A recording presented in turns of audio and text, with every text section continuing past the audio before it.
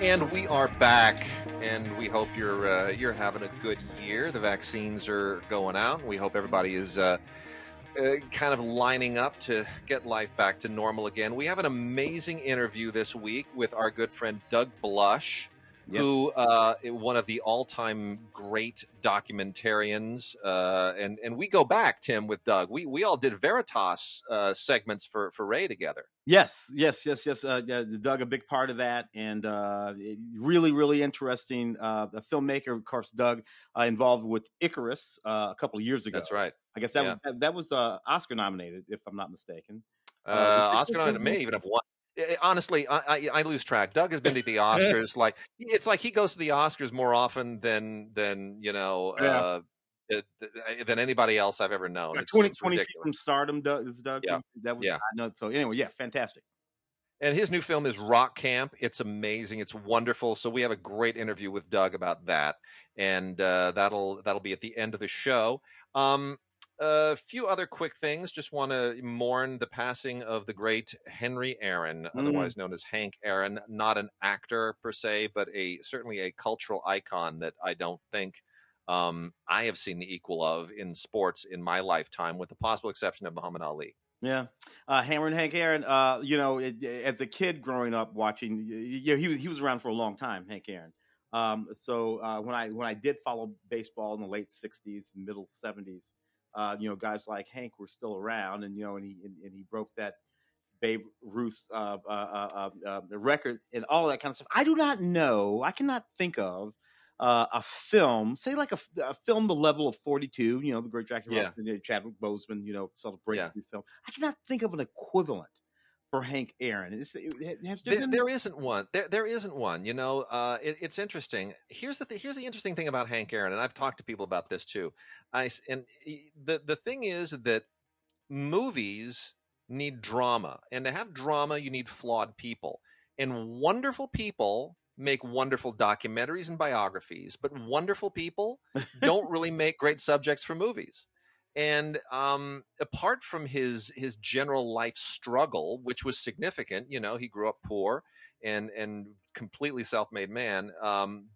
But Hank Aaron, just not a bad guy. He didn't beat anybody up. He didn't drink too much. He didn't have he didn't go to court. He didn't have any messy divorces. Like there aren't the things that usually make for a dramatic story just sort of aren't there. He's just a wonderful guy, and he faced opposition and he beat it, and he became a great athlete and a wonderful role model. There it is. Yeah. It's kind of one of those things. He's not exactly the Jackie was the first. Those first. You Yes, can always say movies exactly. about firsts. First this, Yeah, first that, first whatever. Hank is not exactly a first. He was a guy in pursuit of a record. And the yeah, framing of that story, there's really only one framing to that story, relatively speaking, and it has to do with the trials and tribulations that he had to go through vis-a-vis race from that yeah. period. In the 60s, right up to when he broke the record. But even that, framing such as it is, ultimately has sort of like a wonderful sort of denouement. When Yeah. he hits that home run, and I and all of the naysayers and the haters faded away. They all just I faded and away. I remember that day. I was not a baseball fan. I'm a soccer guy, but my father was a big baseball fan and loved it growing up. And my father saw Babe Ruth play. Yeah. Like my father actually saw Babe Ruth hit a home run and possibly more. And so that was something that was, in his mind, that record is never going to fall. That's just, Babe, the Babe is going to be the Babe forever. And slowly and surely, Aaron just kept pumping them on and putting them in and pumping away and had that long career, kept playing, didn't go away, stayed healthy. And finally, people started to say, I think Hank Aaron's going to beat the record. Like it became a reality at a certain point when you just realized he wasn't going to retire. He wasn't going to stop. He had longevity. And I remember I was a little kid and I was about my daughter's age and I'm on the playground and a bunch of other kids just said, did you hear Hank Aaron beat he beat it. And it was just like this. I was like, really? Are you kidding me? And my father was just so awestruck. He was so impressed that somebody had done it. It was like almost tears in his eyes at the fact that somebody had actually beaten that record. That was like the unassailable record that was never going to fall. And I don't know that we have any more of those. I really don't. You know, it's an interesting because even as we sit here, we talk about Hank Aaron and breaking Babe's record and all that kind of stuff. The reality is that the holder of that record is not Hank Aaron. He hasn't No. held it for a long time. Well, Barry Bonds far as holds. as far as I'm It's concerned, it's Hank. all very complicated when you talk about Yeah. steroids. But Yeah. it became a thing of where we stopped talking about it. Yeah. When I was coming up, Mark McGuire was the guy on the hunt for that out of St. Yeah. Louis. Where we stopped talking about it with Hank Aaron. And Yeah. no matter how many home runs other, really, whether steroids, no steroids, whatever, go on to do, it'll be Hank Aaron that we talk about. It will That's it. always have been this thing that Babe held and that Hank broke. And Yeah. if another 50 guys hit 900, 1,000 home runs, we will not talk about them. Yeah. We're There you going go. to talk about True. Babe and Hank because some things just work that way. I don't know what that is, but it breaks the mold, and we're not going to talk about it anymore. There it is. A little bit of news, and then we have a listener mail, a really important listener mail we wanted to read. The news is that Cinedime has acquired Fandor. Now, those who don't know, Cinedime, of course, is a distributor. We talk about their movies every so often, and they've been acquiring libraries. They acquired The Film Detective not long ago, which has a streaming operation. Phil Hopkins, a longtime friend of this podcast, does the Film Detective releases, which are all old classic movie releases, and they do wonderful DVD and Blu-ray restorations of them and have a wonderful little streaming operation that really people should take a look at. And Phil Hopkins is now going to be in charge of Fandor, so that's going to become part of Cinedime. And I think this is a really really good consolidation. I'm not a big fan of giant corporate consolidation in the media business, but when some of these smaller operations that have a hard time kind of competing in the marketplace with other smaller operations, when they all kind of pull together, it's a little bit like a homeowners association. You Yeah. know, they really they're putting all of their strengths together. Ovid.tv is another one of those kinds of exercises. In any case, I think this is a great thing. Cinedime and Fandor and Phil Hopkins and the Well, Film the Detective whole point all of is together. to reboot indie streaming. This is That's the it. point of this, right? Yes, it is. It is to create a viable economic home for films that are from around the world and independent films that would otherwise not easily get exposure elsewhere in the streaming world, which is becoming very very brand oriented. Disney will only release stuff that's Disney. HBO Max is only going to do HBO Max branded and Warner branded stuff. Everybody's branding their own stuff. So if you're outside the circle, how do you get in? How do you get access to something? There's Criterion, there's Ovid, there's Film Movement Plus, but those companies have to acquire you.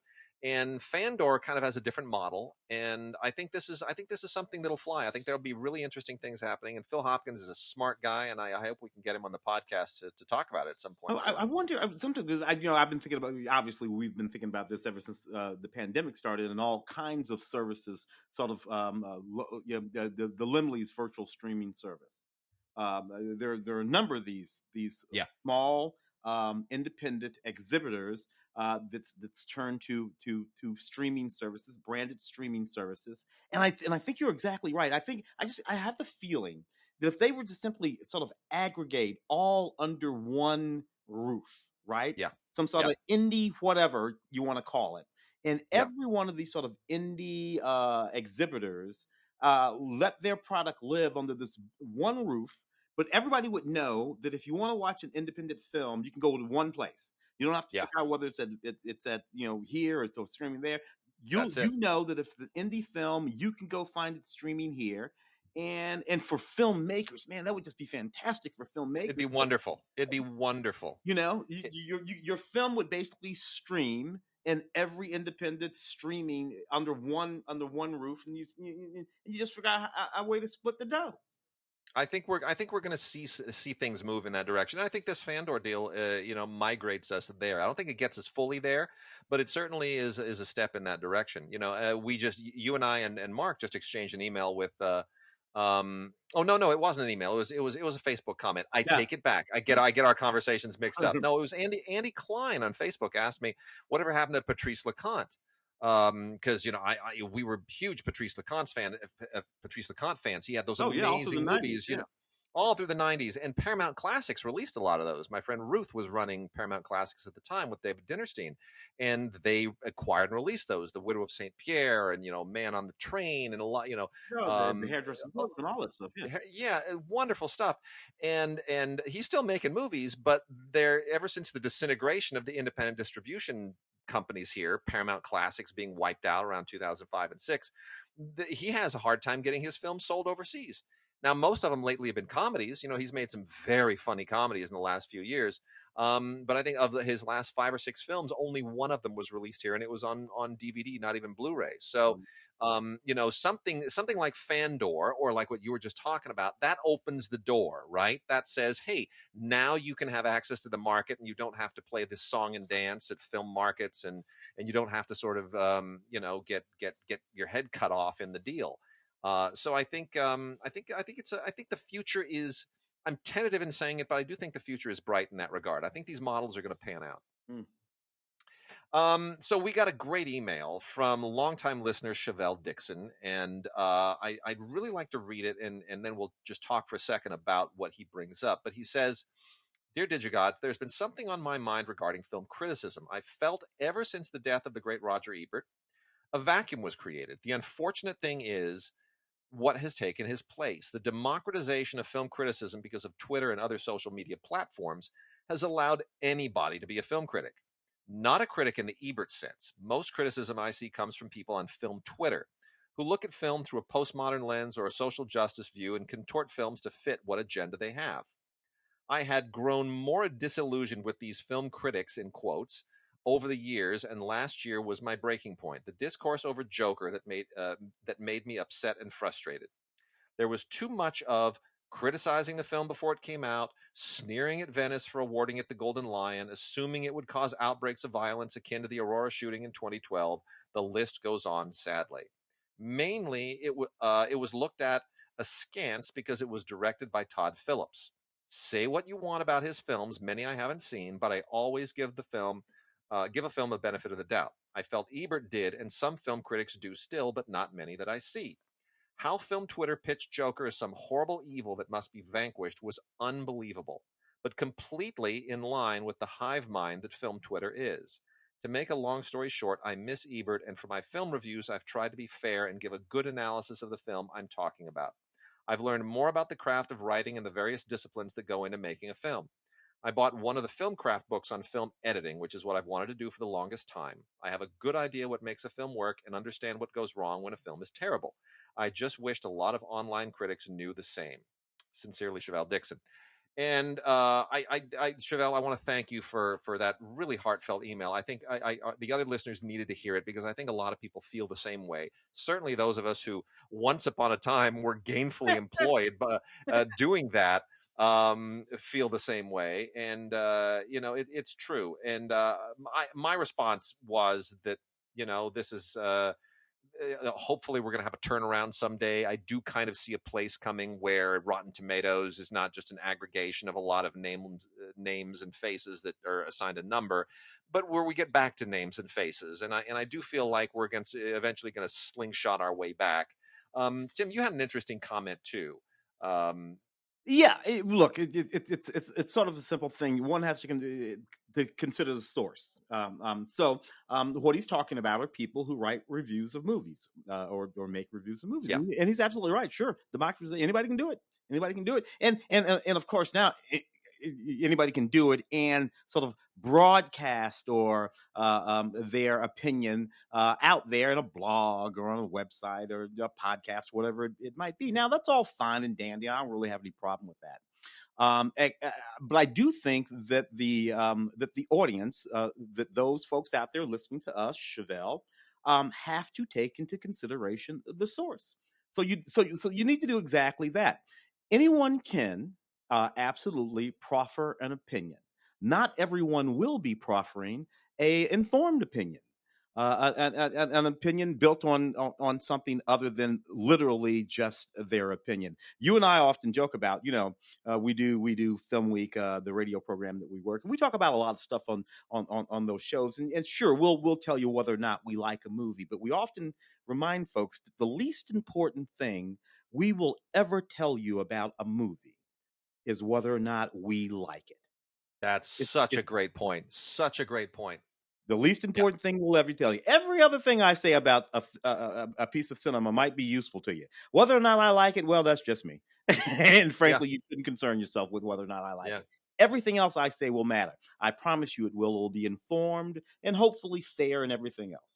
And see, that's what I think people always appreciated about Roger Ebert's reviews. Whether Roger Ebert liked a movie or not, I didn't care. I disagreed with him on so many movies, but I always read his reviews. Yes.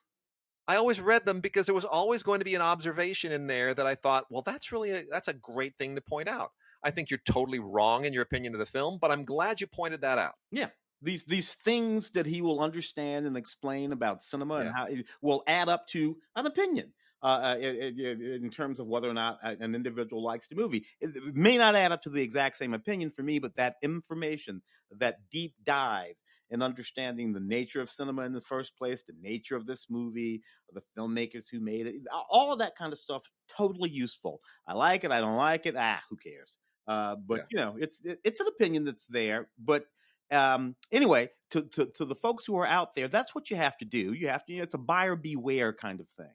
yeah. And then eventually you will hone your choice of film critic down in the same way that you hone your choice of films down.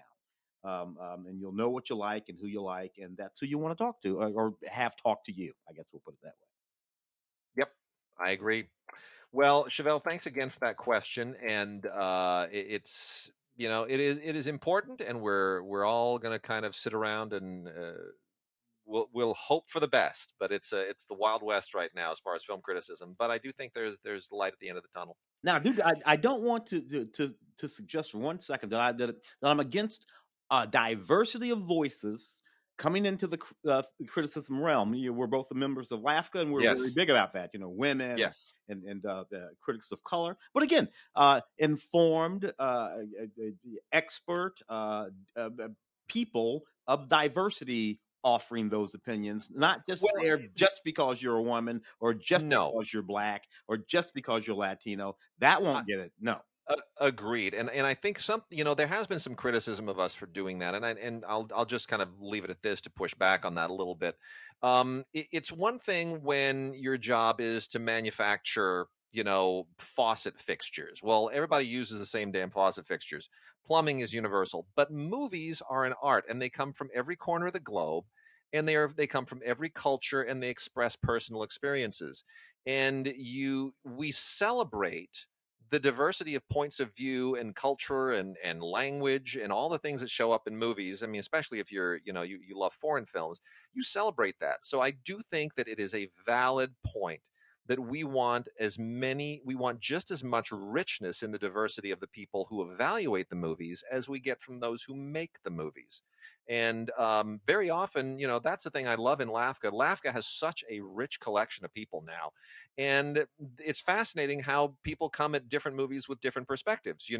Um, we have look. Y- y- Very often, the people who are hardest on Asian films in our group are the Asian members of the group. Yeah. Frankly, Yeah.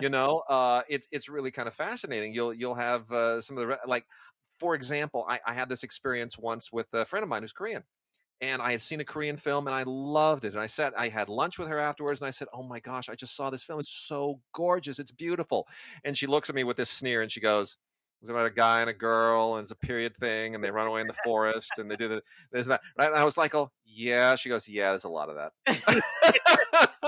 And like my enthusiasm for a film from her country was just shot down.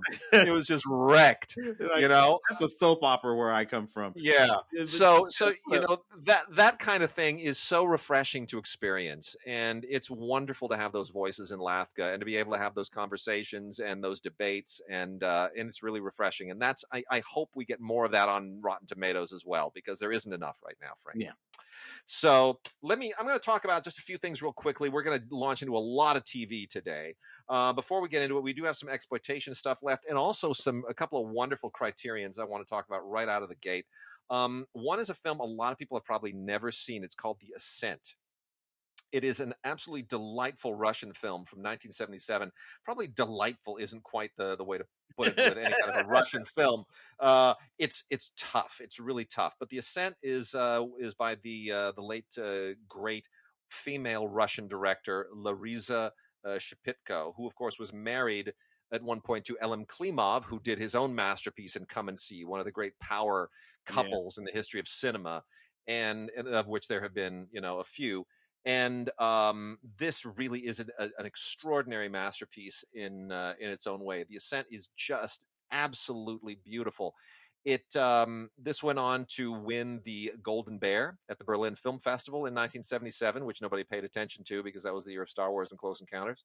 And it takes place during World War II, and follows a couple of Russian partisans who are trying to survive the horrors of the really tough winter in the region, which today is Belarusia. It's an independent country today, but at the time it was just the Belarusian Republic, and they're fighting Nazis, and it's really a wonderful allegory. It's also a film of survival.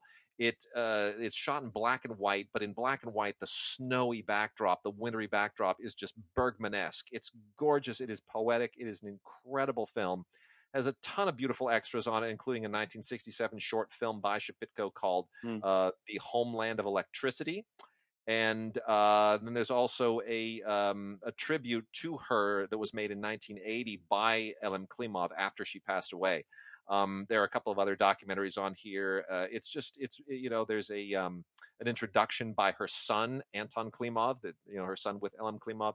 It's just absolutely a beautiful select scene commentary with scholar Daniel Bird. It's you got to get this if you haven't seen the film. It's such a revelation. it's one of The those films Ascent, where if you go look, there because not a lot of these films have trailers that you can easily find. You can find the trailer for this film, and it really is so gorgeous. beautifully done. Yeah, And then we also have the Rolling Thunder Review, a Bob Dylan story by Martin Scorsese.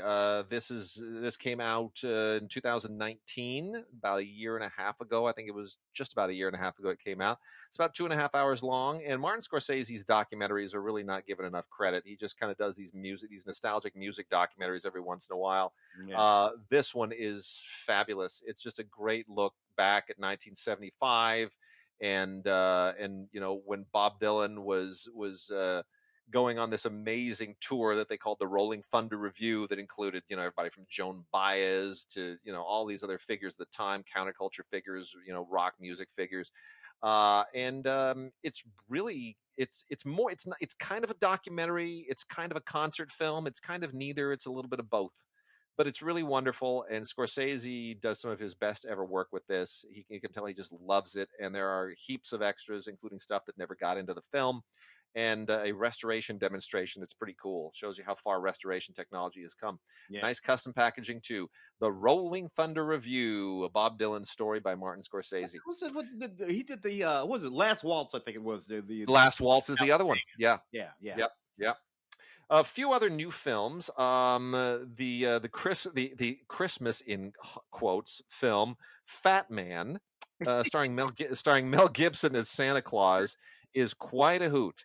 I keep seeing Mel Gibson at the playground. It's the funniest damn thing. It really is. Like, especially after Fat Man, it just cracks me up because we have a playground here, and Mel has a couple of kids that go down and play, and my daughter plays, and next thing I know, my daughter's playing with Mel Gibson's kids and has no idea who they are or who he is. Mm, It's very funny. But Fat Man is basically, it means to be a comedy, kind of, but the idea here is that Santa Claus is a rough and tumble, gruff guy who's starting to hate his job because he keeps getting shot at by kids when he flies his sleigh. And the government isn't paying as much as it used to. So now they want him to do a little bit of industrial military work on the side. Meanwhile, there's this really nasty little kid who got a lump of coal from Santa Claus because he's bad. And the kid, he's this rich, sociopath who then hires his usual muscle, Walton Goggins, to kill Santa Claus. Well, of course, you wind up with an overtly Sergio Leone ending, even with the complete Sergio Leone music, where it's just Mel Gibson going mano a mano with Walton Goggins. And it is so brutal. It is so bloody and violent. It's so incredible. and you're like, this is a Santa Claus movie. Yes, it is. It's called Fat Man, and I love it. And Marianne Jean Baptiste should get credit too for playing Mrs. Claus. She's really good, and it's just Who are these brothers? Who are these Nelms brothers? guys. I Ian, don't know. and something. How do you say it's the other guy? Who are they? Where Yeah, the hell are they from? Where they? How? Ian and Esham Nelms, I guess is how you pronounce it. Yeah, the Nelms brothers came out of the blue. They've made a few other films, I think. I don't know much else about them, but boy, did they kind of pull this off. The tone is really difficult. A lot of people criticize this film for the tone, but I think the tone is what they were going for. I think they want you to wrestle with this movie a little bit, and it's so different. I'm so grateful for it. It freaks me out a little bit because I laughed myself silly at the trailer, and then I was watching the movie for film week and I was like, oh, I don't think I want to laugh at this. This is a little disturbing. Um, but it is fun. And Mel's the right casting for it because he brings a lot of baggage to the part. Yeah, We also have Dean Cain and Christy Swanson in Trafficked, A Parent's Worst Nightmare. This is a little bit of a kind of faith adjacent film about sex trafficking. It is it's not quite the film you really want it to be, but I gotta tell you, I'm grateful for any movie that goes into this and deals with this subject matter. There's more good being done just by this movie existing than not existing. So it's a straight to DVD thing from Kino Lorber. It's called Trafficked, and it does come with a recommendation. yeah. Yellow Rose is on Blu-ray. Did you see Yellow Rose this last year, Tim? Yellow Rose. That's not working. That's not ringing the bell. Let me look at. Yellow Rose. It's this wonderful kind of immigrant story about this young immigrant girl who and country music and her love of country music. She's this Filipina girl and she's this little Texas town and she just wants to be a country singer. And it's absolutely wonderful. We've Betty Buckley was in the one where she plays the Yeah, Irish girl who becomes an country singer. the This is I remember. Yeah, a little bit of the same thing too, Eva Noblezada, who plays the lead part here, is a revelation. She's got a huge career ahead of her. I just think it's wonderful. So I think this is a really touching, super sweet film. Good production from Stage Six, released by Sony on Blu-ray. Also, Once Upon a River by, as long as we're speaking about Rose, the filmmaker here is Harula Rose. The star is Kanadi uh, Della Serna. This is a film movement release on DVD. Did not really get a theatrical release. Film Movement has put this out, and this is the story. Kanadi Della Serna plays this Native American teenager who goes on. She runs off to look for her mother, from whom she's been yeah. estranged for a very long time. And it's a road trip. It's an allegory. It's kind of Nathaniel Hawthorne-esque in that regard, but it's a really very powerful and very touching kind of allegory of the American myth and the rough edges and the price of it. It's quite a good film. I wish it were on DVD, on Blu-ray. It's only on DVD. It's called Once Upon a River by Harula Rose.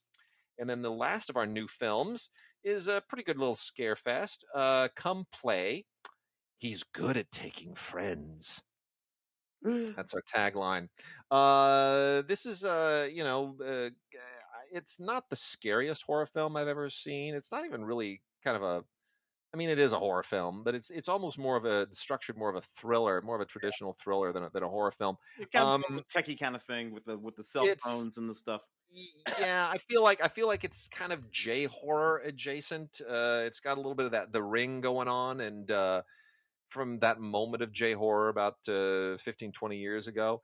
But yeah, this is about a boy who's just way too into his devices, his phone and his tablet, and there is a let's say a monster wants to use his devices as a portal into this world, kind of like how the television was a portal for Samara in The Ring. Yeah, And now the parents have to get involved and stop it.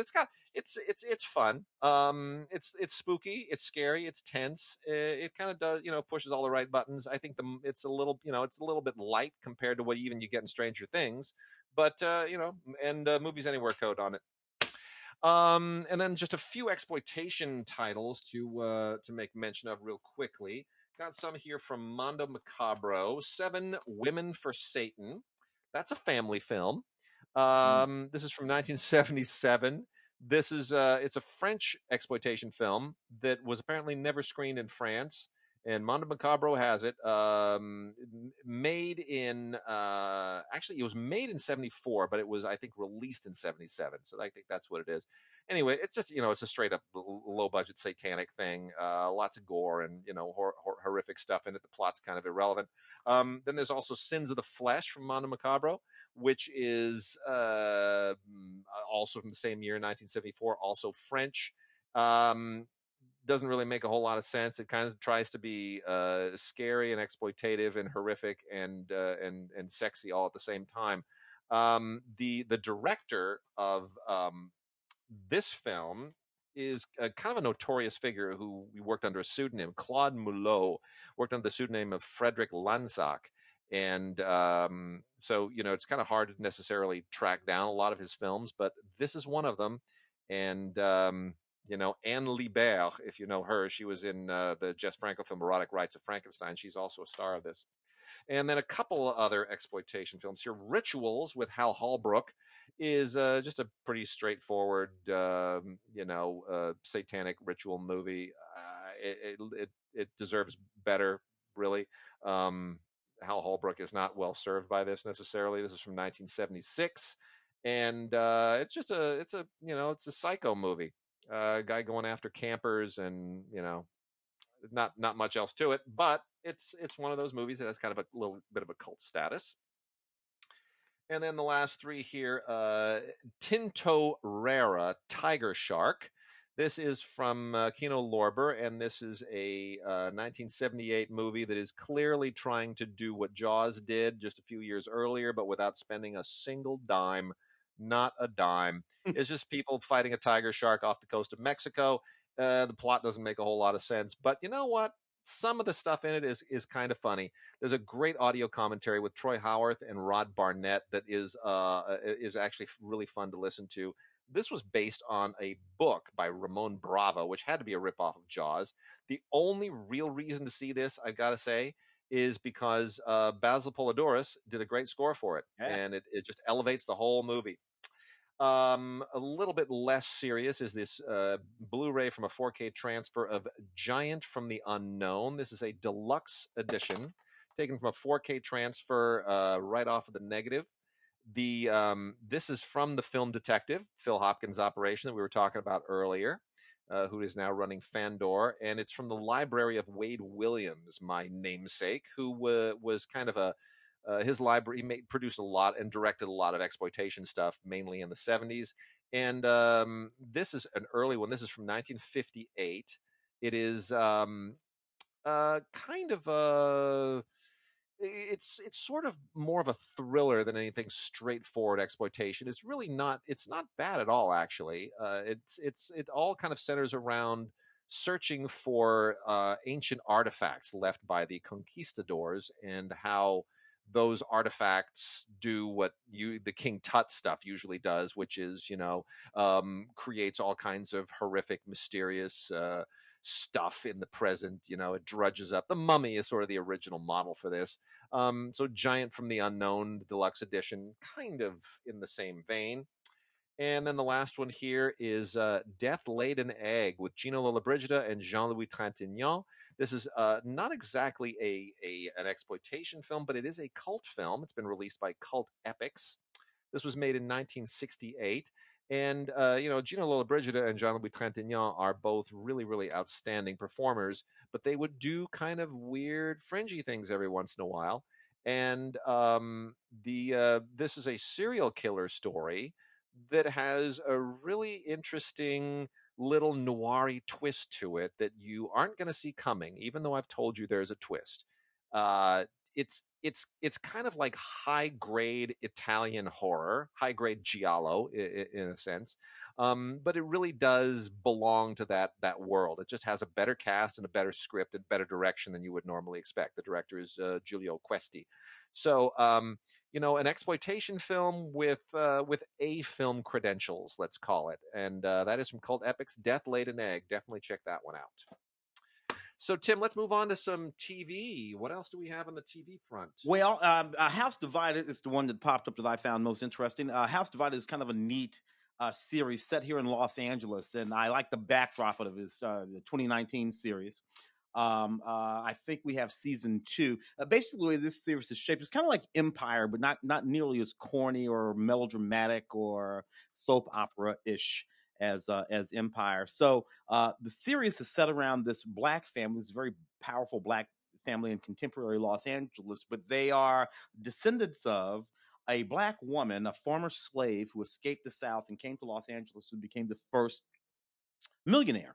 Extremely wealthy, the woman, a few women, black women in the country, in the city, and over the years, her descendants, and she has a particular daughter, great granddaughter, who passes away as this series starts. And what this series is about is how this family, is reacting to the passing away of this very important sort of matriarch. You got some interesting people in the film, including Lawrence Hilton Jacobs, of course, goes all the way back to what was that? Cotter. Welcome Back, Cotter, and Yeah. all of that, Paula Jai Parker, and whatnot. It's a pretty good series. I like it. It's kind of like reminded me of like a Dynasty or something like that, only within the context of this black family in Los Angeles with this deep sort of history, or a Falcon Crest might even be a better example. It's not a bad show. It really isn't a bad show. I've seen a few episodes. I think Lawrence Hilton Jacobs is still a really fine actor. I think the Cotter kind of followed him around a little too heavily.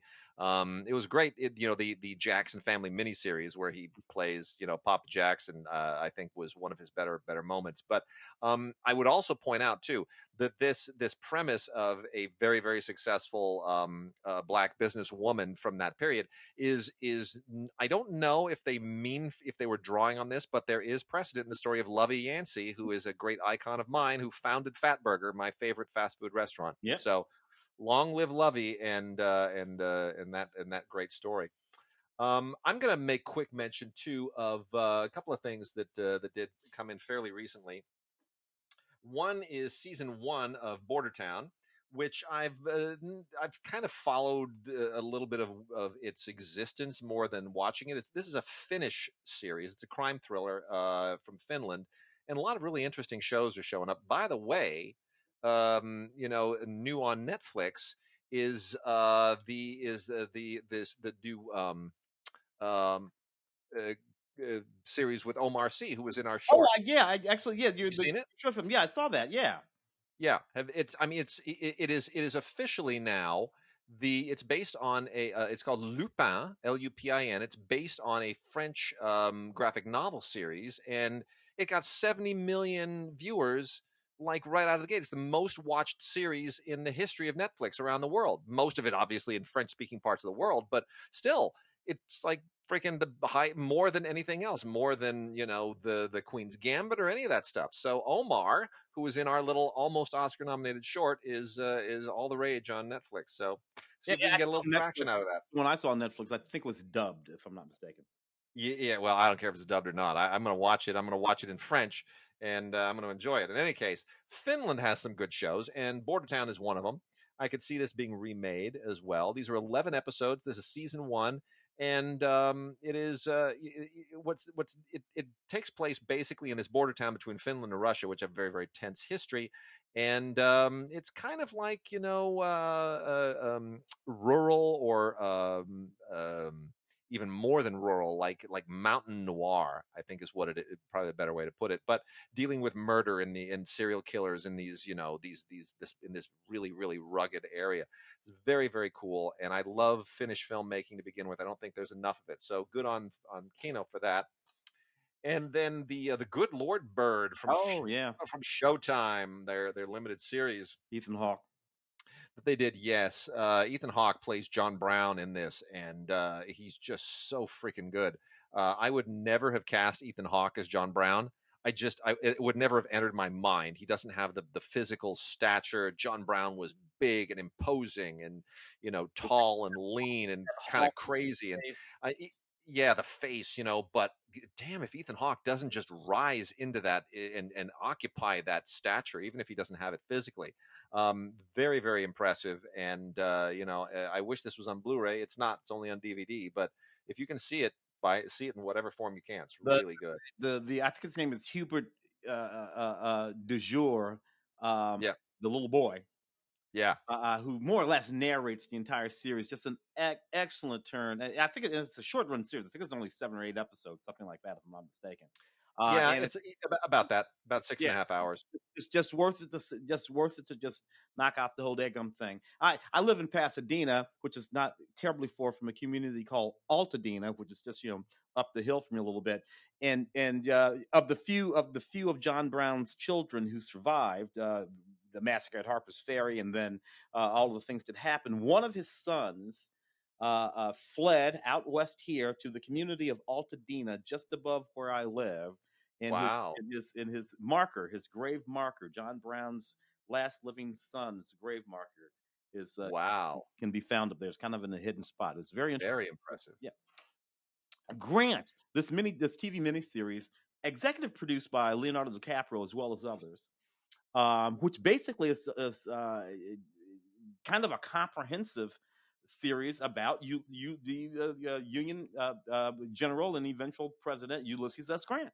And it was very, very good. Grant being played mostly by Justin Salinger in this film. Did you get a chance to watch any of the Grant I series? did. It's it's one of those docudrama y things. It's sort of not entirely one or the other, Yeah. right? It sort of blends the two to be true to the whole History Channel thing. They want you to take it more seriously than a pure drama, but all the dramatic reenactment stuff is certainly good enough to be to be right up there with any regular miniseries. So they're splitting the difference for their audience, but really the everything in it is spot on. The historical accuracy of it, and I did enjoy the fact that I kind of felt for the first time, because I've seen Grant depicted in so many movies, and I felt for the first time I kind of was getting the soul of Grant.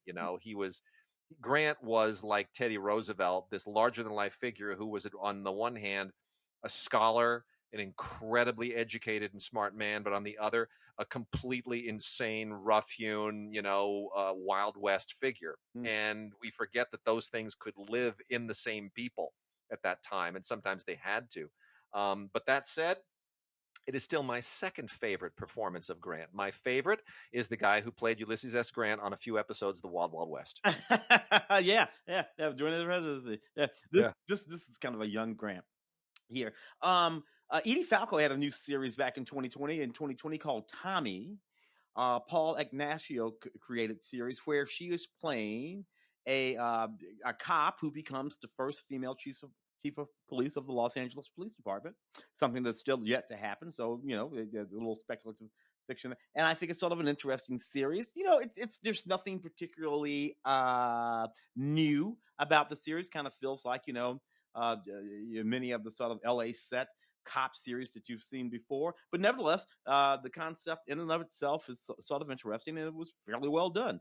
Edie if if Falco as if if Tommy. Edie Falco in a badge gets you all hot and bothered, then this is the show for you. Yeah. Yeah. We talked about the first two seasons of Babylon Berlin recently, which has been quite the rage among a lot of people, and the third season is now out, 12 episodes.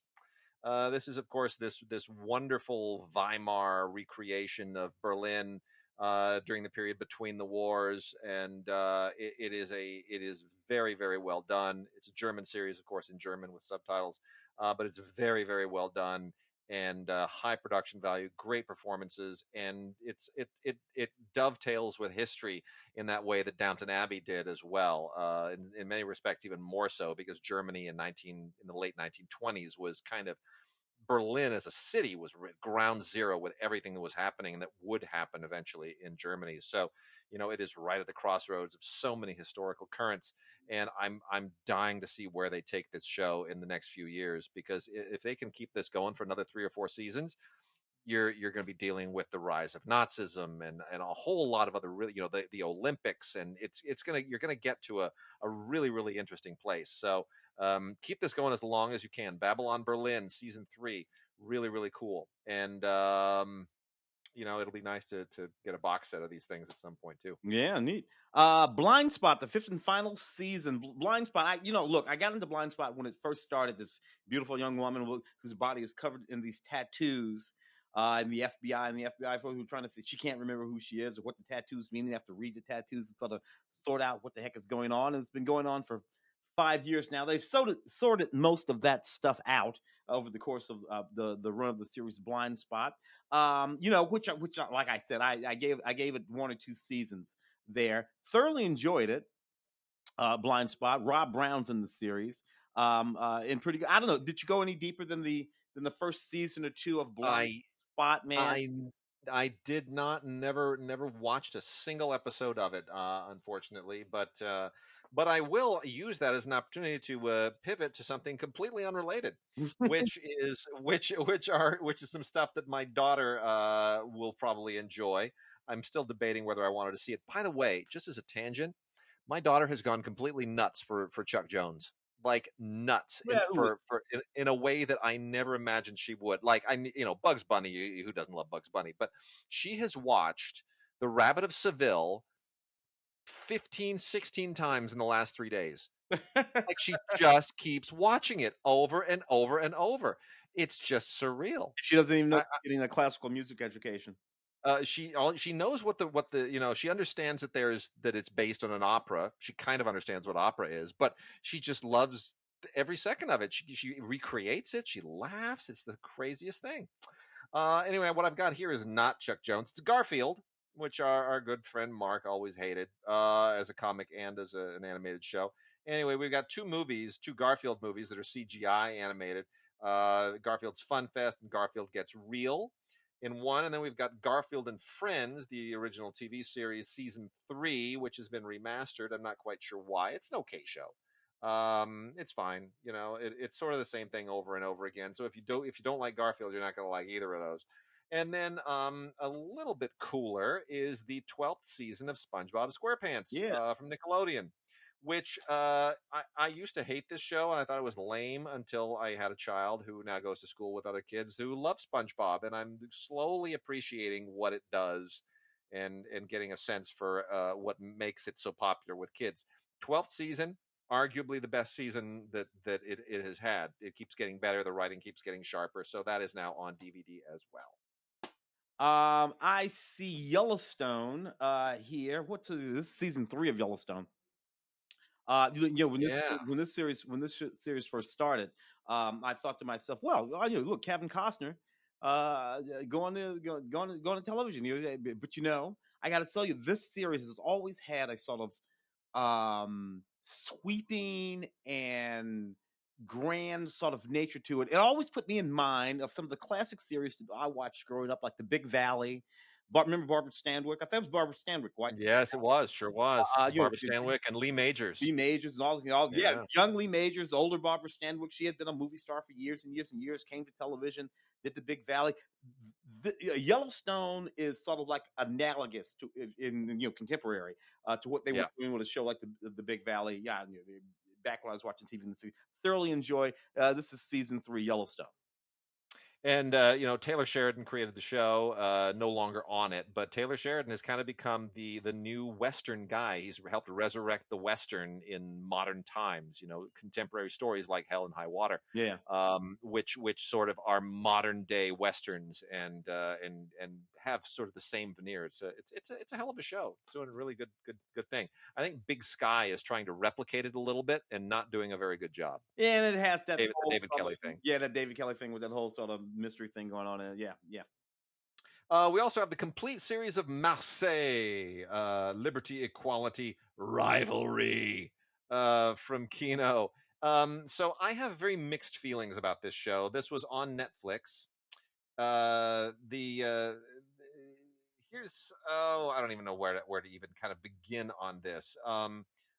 Florent Siri was the associate producer of this and kind of and one of the main directors of this thing.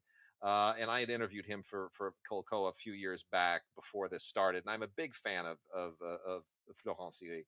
But the here's the other thing. I also lived in Marseille, so I know this city very well. I know, the day before I arrived in Marseille and back in the 1980s was a very violent city at the time. It was still coming out of all of that French Connection drug trade stuff that had been going on in the 70s. And the day before I got there, someone had been executed at a stoplight when someone walking through the crosswalk in front of them pulled out a sawed-off shotgun and blew them away through the windshield of their car. Ugh. That's it's like Chicago type stuff, right? Like gangland Chicago in the 1930s. It was that kind of stuff that was going on in Marseille at the time. So I know how sort of the impression that the French have of Marseille. It's a rough town. It's a tough town. A lot of rugged stuff goes on. It's, port city, all that stuff. Gerard Depardieu, absolutely the right guy to be the political heavy in this thing. Um, and it's mostly about the political battles. Gerard Depardieu is the mayor of the city, who's a very iron-fisted, autocratic figure, and all of the give and take of this thing. But ultimately, I just didn't find the show very engaging. It felt like it cut a lot of corners. It was a little too much soap opera, and it didn't really give you that taste for the city. If I see a show about Marseille, I want it to be like the French Connection, or even the French movie The Connection Mm. with Jean Dujardin, which was set just a few years earlier than I was there, which is also very much about that. You can taste the air, you can taste the water, the salt in the water, and this didn't get it for me. So a lot of people like this show. I'm going to cut them a lot of slack for that. It just didn't work for me. I might be too close to it, but anyway, Marseille, the complete series from Kino on Blu-ray. Ah. 68 Whiskey. I only got a chance to watch a few 68 Whiskeys. It's set in Afghanistan. Interesting, sort of mix of troops at a fort, medic sort of operating base in Afghanistan. And it's sort of an interesting show. A lot of chit chat about the politics of it all, and working with the community. There haven't been a whole lot of stuff that's been set during any of our contemporary wars, at least not the television True. anyway. If we think about the stuff that was set during the Vietnam War, Yeah. it hasn't been a whole lot of stuff that's really made it for me. This is at least fairly straightforward in its treatment of being deployed to Afghanistan with these medics. It's not MASH or anything like that, but it has its funny moments. But mostly it's big drama. Got a few other things here. Let me run through these real quickly. Acorn Original Series, an Acorn Original on DVD only, not Blu-ray, is The Nest with Martin Compston, Mirren Mack, and Sophie Rundle. And this is a Scottish drama. We don't get a lot of stuff from Scotland, but this is a good, solid little Scottish drama about a couple trying to have a kid. And you think, okay, that's a really sweet thing. And then you have this accident that it throws them into a desperate, horrible situation, and that impacts their fertility issues. And there's all this other stuff then from the past gets drudged up. It's really a fascinating drama that goes in all of these different directions that you just don't see coming. And it's really, really wonderful to watch, and some great performances in it. So, The Nest, not to be confused with the more recent independent film, The Nest, Mm. that is in likely awards contention right now. This is the Scottish Nest from Acorn. Very, very And then we also have let's see, Mark Warren in Vandervalk from Masterpiece Mystery on PBS. This is a kind of just a pretty solid PBS mystery uh, detective show. It doesn't really push the envelope in any unusual ways. It's pretty straightforward. It does what all of those wonderful European and mostly UK detective shows do, and it does it very, very well. But it doesn't rock the boat terribly. And then the third one here, which I am a really big fan of, this is another masterpiece. This is Sanditon. And it's interesting because Jane Austen, like many great artists and many composers and others, left unfinished work. And this was her unfinished novel, Sanditon, Sanditon. And Andrew Davies takes on the task of saying, "Why don't we finish it and finish it dramatically?" And there he does. It is straightforward Jane Austen, all the usual mechanics of society and sexual politics that go into all of her work. It's here, but it's stuff that we haven't seen before. It's not, Pride and Prejudice. It's not Sense and Sensibility. It's not all Emma. It's not the stuff that's been done 150 times. So it does feel fresh, and they did preserve the Jane Austen sensibility to it, and I think it's absolutely wonderful. So check that out. That's on Blu-ray. Thank goodness, from PBS. Yeah, I mean, I was always wondering whether or not that unfinished Jane Austen would ever get some sort of a treatment. Thank goodness. Grant Chester. Let's see, what Yeah, season is this of Grant Chester? Looking at season 5. season 5. Um, Yeah, um, uh, yeah, yeah. About the Cambridge clergyman who is so kind of like a Father Dowling sort of style series. Only instead of set during whenever Father Dowling was set up, which I think was, if I'm not mistaken, it's like during the 30s and 40s, 50s, something like that. Father something Dowling, like something. I think it was like something like, I can't remember. a little bit later. And that's why I think I like about it that it's set in the late 50s, early 50s, late 50s, in this village, and sort of on the eve of everything. Is well after World War II, but still there are all sorts of interesting things going on in the UK that play out in the background of this series in terms of politics and of the day. It's very interesting stuff. Grantchester season 5. We also have from PBS as well, Hugh Laurie in Roadkill, also from Masterpiece. Hugh Laurie, man, he just keeps working. The guy just does not go away. It's so impressive. So this is kind of playing to some of these more recent movements in the world where political outsiders, whether it's Trump or anybody else, come in from left field and shake up the establishment. And Hugh Laurie plays one of those kinds of figures.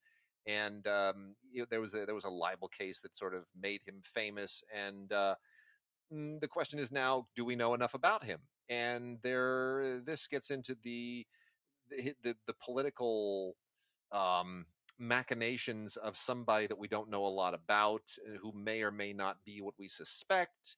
And I'm being super, super evasive to not sort of reveal any of the stuff in here, because it's all about the reveals Yeah. in this. It's all about what you discover and what you don't see coming. So you see it for Hugh Laurie because he's really terrific. Yeah. Speaking There's of you, also I'm sorry. I was going to say, Go ahead. you were just about to talk about Avenue 5. Yeah, go take it on Avenue 5 for sure. Well, because he was in that too with Josh Gad, Avenue 5. It's sort of an interesting sci-fi series. This is season 1. Basically, you have the crew of this sort of space cruiser that takes people on these sort of, like, and something goes aside. All kinds of rich people are going on these sort of space journeys. The kind of thing you imagine Elon might be doing for Yeah. rich people in a couple of few years, whatever. And if something goes wrong and the ship gets thrown off course, and it's going to take them several years. Not like Star Trek Voyager or anything like that. Years, like 4 or 5 years or something, to get back to Earth, and it's all about having to deal with these people on this elite space cruising ship for this many years. And it's Hugh Laurie and Josh Gad, and it's kind of funny, and I rather enjoyed it. This is season 1. I already know that there's a season 2, so it might be And that something you can sort of like get into.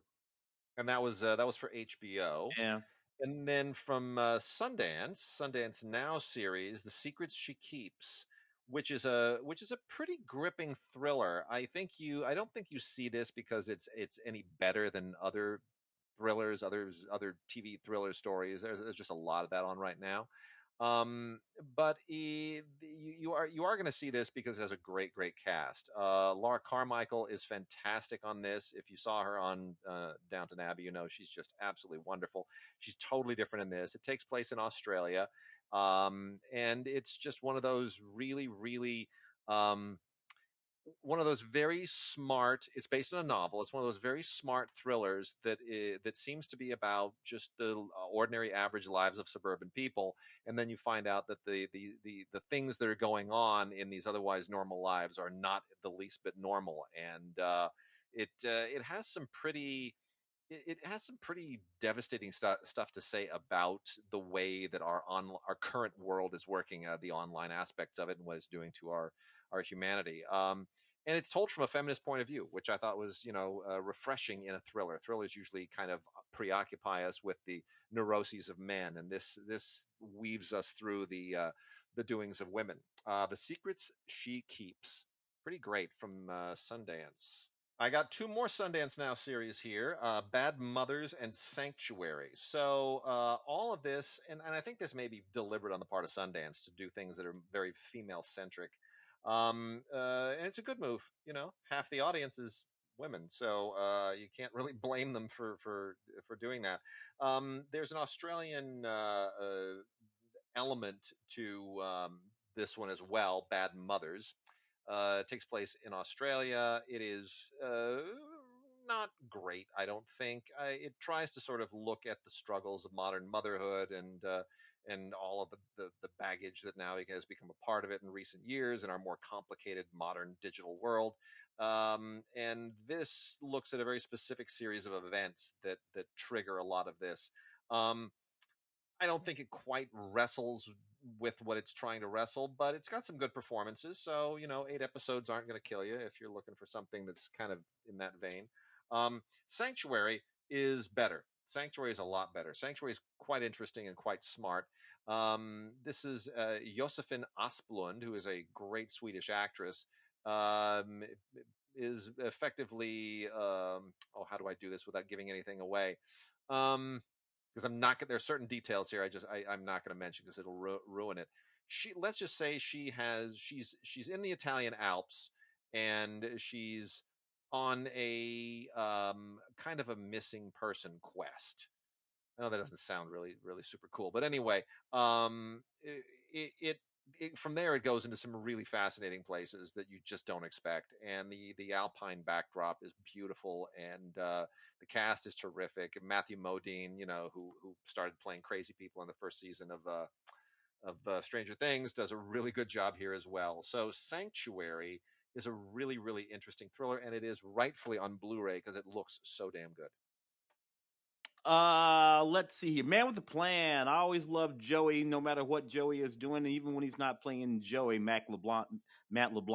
I thoroughly enjoyed Man with the Plan. I have been thoroughly enjoying Man with the Plan. I'm not terribly much into sort of standard network sitcoms as I used to be back in the day, but Man with the Plan is one that pulls it off.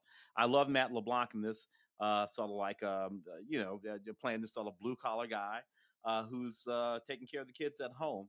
And Matt's funny as heck is in this thing. And I'm really great that he has had a couple of great series post Friends, including what was it, Second Act or something like the one where he played an actor and he was set in the UK. That was an absolutely hysterical series too. So great I'm work there, Matt LeBlanc. as long as we're on this CBS Paramount stuff, let me just knock out a few of these. So we've got Survivor Island of the Idols. Uh, there's nothing I can tell you about a Survivor series that you don't already know.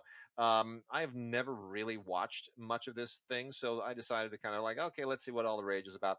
And it's some fairly healthy people, all trying to prove that they're not as completely owned by modern society as we clearly know they are. So I mean, I can get why this show is a really big deal, but there it is. It's Survivor Island of the Idols, not too different from any other Survivor, apparently. And then John Steinbeck's East of Eden, which not the wonderful James Dean movie. This is the television version from 1981 that was really, for the most part, just kind of trying to traffic on the great popularity at the time of Jane Seymour, and she's wonderful in it. I don't think it rivals the original movie at all, but certainly a version of East of Eden with Jane Seymour in it is wonderful. Cool, cool, cool. Robbie was this sort of neat television series, 2020 television series about this guy who runs this sort of church basketball league. And he's not really a great basketball coach or anything like that, but he wants to bring the team, the church league, bring the team back to its days of glory from when his father won 2 high school basketball championships back in the 90s. And he's working to do that. This is kind of a fun show. Shazir Zamata is in the show, and I always find her absolutely fascinating. Used to be on Saturday Night Live, made a couple of neat movies right before the pandemic hit. This is funny and sort of pointed and kind of cool. I thoroughly enjoyed it. So that's Robbie What is that? The first season? I think it's the first season of Robbie, if I'm not. Yes, it is. That is Robbie season one for Comedy Central. We got Love Fraud from Showtime. This was a documentary series that really completely. It's a little like Tiger King. You're like, these people live in my world. Like, how did I not know this? I don't even want to go out of the even if the pandemic goes away. If people like this are roaming around, I don't really want to know these people. It's very strange. This looks at this guy Richard Scott Smith, who who for 20 years for 20 years was basically an internet stalker going after women to try to defraud them. And this series tries to turn the table on him as these women come back together to seek revenge. And it is alluring. It is kind of satisfying, but you feel a little bit dirty at the same time. It's a really unusual show. It kind of pushes the boundary on ethics. Like, you want to see people punished, but you're like, I don't know if this is the way to do it. In any case, and then also real quickly, a few other things also from Showtime is the sports documentary series Outcry, which is a story I was utterly not familiar with. This is the story of Greg Kelly, who was a high school football star, and he was convicted of sexually assaulting a 4-year-old boy and then sentenced to 25 years in prison. And there were questions as to whether or not he was guilty and how the conviction was handled and all of that.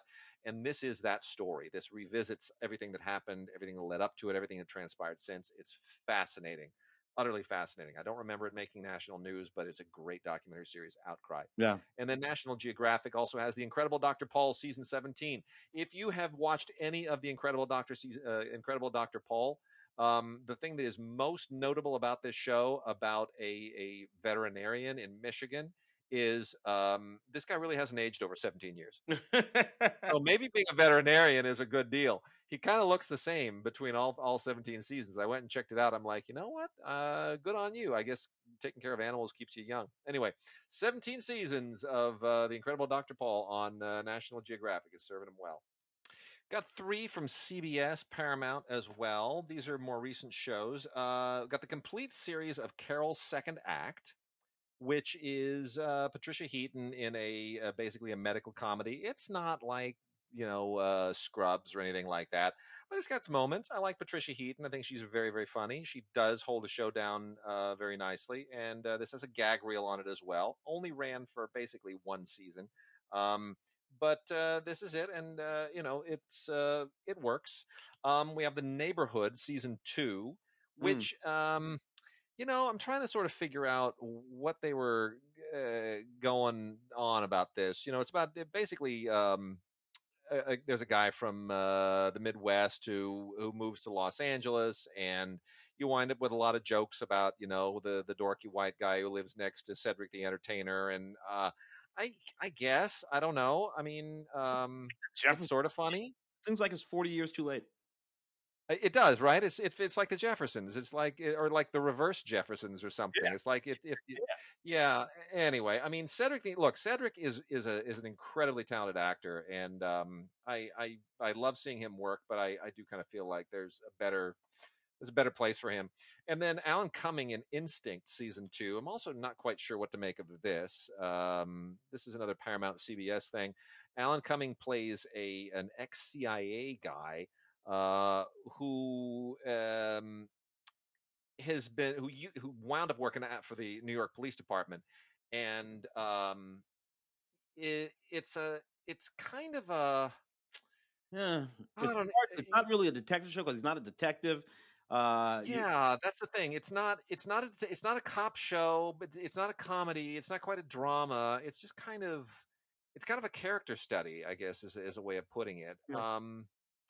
Yeah, I'm not sure where this series is going. It sort of seems to be trying to ride on Alan Cummings' personality and skills as an actor, but they're going to have to give him something to work with if this is going to last much longer. I hope it's going somewhere interesting, but it's a little bit of a tough slog Yeah. from what I watched. Um, And then a couple here from Cartoon Network, not Cartoon Network, Comedy Central. Sorry, getting my cuz mixed up. South Side season one, um, which I don't know. I don't quite understand why this is on Comedy Central. To be honest, this is about a couple of community college guys who become repo men and on Chicago's South Side, and it's all shot on location in Chicago. I I don't quite get it, Tim. Is there a cultural element to this that I'm missing? Well, I look not deeply, so I'm not gonna. No, I'm not gonna stick that on it. This is just not all that funny. That's all. Look, it fancies itself something like Sanford and Son. Without a studio Well, audience. yeah, exactly. Yeah, see, It's just nah, yeah. and see, this may be the thing. The other day when we showed Hero her first episodes of the Flintstones, and she noticed something that I have never noticed before. She said, "It sounds like there are people on the TV laughing." Mm. And I said, "Yeah, that's called a laugh track." And for the first time, I realized that was something I always took for granted that she does not have on her television. She doesn't understand what a laugh track is. No. And so the inverse is that if I see something like Southside and I'm not getting the prompt of a studio audience, I'm kind of not sure if I should be laughing or not. You look. What It's the problem I have with Community community. and with The Office and all of those shows. I kind of have the same problem. Curb Your Enthusiasm. I know a lot of people love Curb Your Enthusiasm. Uh, That too. but I mostly wanted to punch Larry and Yeah. watching that show. I'm like, dude, you're the jerk. Anyway, it's just an interesting thing.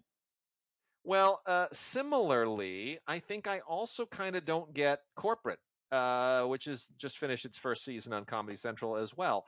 And this is like the white collar version of South Side, which is like these two office droney guys working for this horrible horrible company, and everything that's supposed to, I guess, be funny about this. Like, I love Office Space. Office Space wipes the floor with me. Yeah. This is not Office Space, and I'm watching this and it's very kind of surreal in some respects, and I don't quite know what. Anyway, this appears to be the new Comedy Central thing, so whatever. um Knock yourselves out. Let's see. Few more things here. Tim, have you watched Taken, the Steven Spielberg thing? Spielberg thing. A little bit of it. Yeah. Yeah. It's does it feel like I like a lot of this, and this is a huge. I mean, this is just an for sci-fi on television. This was a huge kind of 14-hour epic Thing goes that back to seems. what? It's late '90s, early 2000s. Yeah, it is. It's 2002. It was about Young, 18 young, years ago. young Dakota Fanning when she was actually a little girl. Yeah, it's this huge. I mean, she's beautiful in it. She's just a gorgeous little girl. But it feels like Spielberg's still trying to, as a producer at least, trade on a lot of the stuff that he had really moved past by that point. Close Encounters and E.T. Mhm. And all that stuff. It feels like he sort of can't let it go, and he wants to just lend his name to it. It's all about all these interwoven stories of alien abduction and stuff that really it doesn't really carry a lot of popular currency in the culture anymore. It's very, very well done. It's very elaborate. It's just artfully executed. Wonderful performances, globe trotting, lots of wonderful filmmaking from a lot of different directors that October Spielberg knocked personally off a chose. couple of those, or at least one or two of them. Breck Eisner knocked off one or two of those. Yeah, but ultimately, it kind of left me cold. I felt like, well, I'd rather watch Close Encounters. Mm. You know, I just didn't feel like 15 hours of this gets me anywhere that I didn't get in 2 hours and 15 minutes of Close Encounters. So ambitious, but perhaps misguided in some respects. Mm. Um, Also got some stuff from Warner Brothers here, real quickly. The 100. Are you a fan of the 100? Just finished its run. This is the seventh and final season here on Blu-ray. Haven't seen. Yeah, I used. Yeah, yeah. Well, yeah. I was a fan of the 100 early on. Isaiah Washington, of course. That sort of conceit in the early part of the series where humanity was up on that what it was, a space station. I guess it's a Yeah, a spaceship, whatever the hell it is. yeah. And then some of them get sit down to Earth and what all of that means, and it sort of really it goes off in a whole bunch of different directions. But yeah, I watched It it for a couple of 2 or 3 seasons. I was into that. it feels like a more existential version of Lost crossed with Stargate, Yeah, kind of. yeah, yeah. That's what it feels like. Anyway, I've only seen this intermittently, so watching some of the seventh season, I'm completely lost. To paraphrase the word again, but you kind of just assume that some of the things you're missing, you just go with it. So there's a lot of stuff here that I didn't really follow, but it's very very well done. So that's on Blu-ray, the seventh and final season of the 100. And then on Blu-ray or on DVD only is the our three series that are in their second season now: Manifest, You, and Legacies. I think of these three. I don't know if you've seen any of these, Tim. I Man, think of these three. Manifest was just kind of all over the place.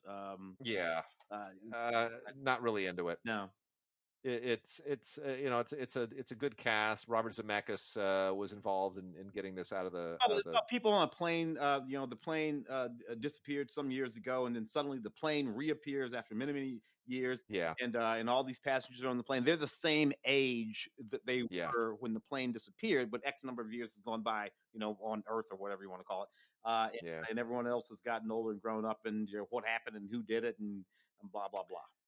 And You isn't quite all that interesting either to me. This is, it's about it's just a regular kind of male female battle of the sexes drama. I don't quite, you know, I don't find the characters all that endearing, but Greg Berlanti produced and co-wrote it. Greg Berlanti does all of the DC adaptations on CBS and affiliated networks, Flash and Supergirl and everything else, Black Lightning, all that stuff. Batwoman. So and the Arrowverse, all the Arrowverse stuff. So this is Berlanti veering away from that a little bit, but it still feels very Berlanti just without superheroes. And I think I kind of need the people in tights. And then Mm. Legacies, I actually think is kind of interesting. It'll be interesting to see where this goes. This is sort of like if Harry Potter were done as a teen show. It less British, more American, and more CW. Right? Yeah, It's like let's take Harry out of the UK. Let's make them all really cool American teenagers, and we'll put them in an American high school. it's kind of funny. And that's Kid is a whole lot of better looking kids with way better teeth. Um, it's true, and no accents. And that's basically what it is. And I got to tell you, it's not Harry Potter, but it kind of sort of works. mm, It sort of works a little bit. Um, and then let's see, we're out of time now, but let's before we go into the Doug Blush interview, let's just lay out one more Ultraman Taro. This is I'm losing track of all the Ultraman shows. I think I missed most of them after the original, but this is based on I guess this is the sixth Ultraman series from Japan, and 53 episodes of this one, and it's pretty much the same stuff except he's got like horns and it's a slightly different outfit, but it's still the same stuff, and I kind of like it. It's a little bit of a different story. this is like middle 70s Ultraman, 70 Yeah, something Ultraman, as opposed to our Ultraman, which is like yeah, late 60s Ultraman. exactly. And all, yeah. So I mean, maybe I saw this when I was a kid, but I do get them all kind of confused. So anyway, this is Ultraman Taro, the sixth series of the Ultraman shows, and it is on a beautiful Blu-ray steelbook, like all of the others from Mill Creek. Quite a beautiful set. So there it is. That is it for our TV and everything else this week. We will be back next week, but now we're going to let you listen to our interview with the great, the amazing, the Academy Award winning and nominated great god of the documentary world, Doug Blush. Again, Doug and Tim and I were all participants in a documentary anthology series that Ray Green produced for the Silver Lake Film Festival many years ago, called the Veritas Project. We all made little documentaries, and Tim and I have gone on to host this show for you. Doug has gone on to win Academy Awards. And his film Rock Camp, which he directed and co-edited and co-produced and co-wrote. It is his baby through and through. It is an absolutely wonderful, wonderful film. You can see it now in virtual cinema. We'll talk more about that at the end of the interview. But without further ado, here is Tim's and my interview with the great Doug Blush. It is my enormous privilege to welcome to the podcast today, not just a great filmmaker, but a friend, and that always makes it so much more special. Doug Blush, one of the elite in the field of documentaries these days. It seems like every year he's at the Oscars, and half the time he's winning Oscars. And Doug goes all the way back with us to Ray Green's Schlock, and it's just been wonderful to watch his career.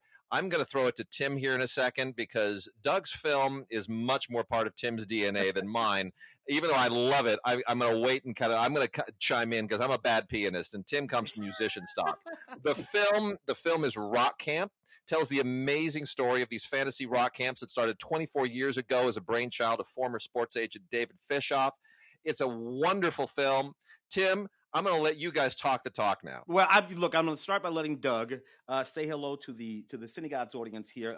Fans of yours, I can assure you, Doug. Go ahead and say hello to the folks who are going to be so excited to hear us talking about this fantastic documentary. Well, thanks, Tim and Wade. And I guess you have to start this off with "Hello, Cleveland," just to keep in the spirit, and all the many other cities listening right now. I'm just really excited to talk about this with you guys. Wade and I go way back to early days of my doc work, and it's just really kind of thrilling that we've come full circle now, and we've got fun movies we can share at a time like this. So I'm thrilled to be here. Thanks, guys. This is definitely one of them, Doug, associated with Academy Award nominated movies, documentaries, Icarus and 20 Feet from Stardom. Just wonderful films that we've talked about on the show. And here we have you with this fantastic movie about this fantasy camp that's been going on. I think what did we decide it was 25 years? 24 years. 24 years. 24 years. So this is just a fantastic situation where regular folks can come to this fantasy camp and work with and be mentored by and play with the likes of Alice Cooper and Roger Daltrey and Sammy Hagar and Joe Perry and Gene Simmons and Paul Stanley. And we can go on, Nancy Wilson, and really, really rock. And we have these people from all walks of life, young and old, who have all levels of skill, and they come and they do this thing, and it's just amazing, And as an old rock and roll kid myself, I got to tell you, this is fantastic, Dutch. So where the hell did this idea come from, and how did you build it out into this amazing movie?